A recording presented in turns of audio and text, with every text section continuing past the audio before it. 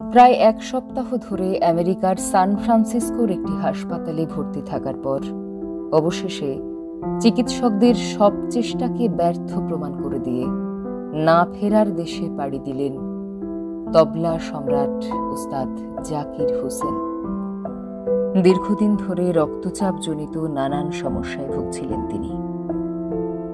কিংবদন্তি তবলাবাদক উস্তাদ আল্লাহ রাখা খানের পুত্র জাকির হোসেন জন্মেছিলেন 1951 সালে মুম্বাইতে। মাত্র 7 বছর বয়সে তবলা বাজিয়ে তাক লাগিয়ে দিয়েছিলেন তিনি। সঙ্গীতের প্রতি তার অসীম ভালোবাসা, সৃজনশীলতা এবং সূক্ষ্মতা তাকে আন্তর্জাতিক মঞ্চে পরিচিত করে তুলেছিল। তিনি কেবল একজন সঙ্গীত শিল্পী ছিলেন না, বরং সাংস্কৃতিক দূত হিসেবেও খ্যাতি লাভ করেছিলেন। ভারতীয় শাস্ত্রীয় সঙ্গীতকে পৌঁছে দিয়েছিলেন বিশ্বের দরবারে।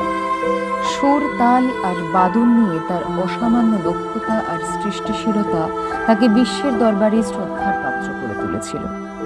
সঙ্গীতের জগতে তার অসাধারণ অবদানের জন্য তিনি পেয়েছেন পদ্মশ্রী, পদ্মভূষণ, পদ্মবিভূষণ এবং জিতেছেন 4 বার গ্র্যামি পুরস্কার। অবশেষে সঙ্গীত বিশ্বকে চোখের জলে ভাসিয়ে দিয়ে সুরলোকে পাড়ি দিলেন উস্তাদ